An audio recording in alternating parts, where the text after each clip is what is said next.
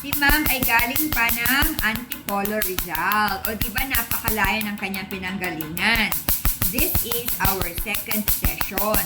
So tunay nga ang kasabihang walang malayong lugar sa taong gustong pumunta.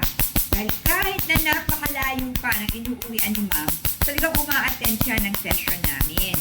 Bakit nga ba hindi? Na-encourage talaga si ma'am nang makita niyang nag-improve at medyo nag-lighten na ang kanyang melasma sa nakaraang 3 linggo. Dahil nung session kami ng una, 3 linggo muna ang pinalipas namin bago kami nakita ulit ngayon. So ayan ang ayan ang melasma ni ma'am. Makikita nyo naman, medyo nag-lighten na siya as compared doon sa dati. On both her cheeks.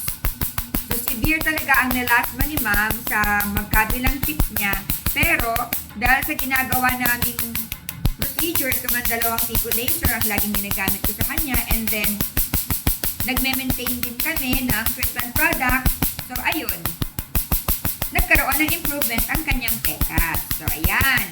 So doon sa mga may gustong magpunta sa amin, alam nyo na kung saan nyo kami dapat kontakin. Dito lamang sa video na ito kung saan nyo napapanood. Dito lamang sa page na ito kung saan nyo napapanood itong video na ito.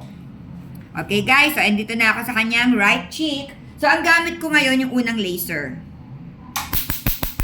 Yan. So magkababay na muna kami ha. Bye!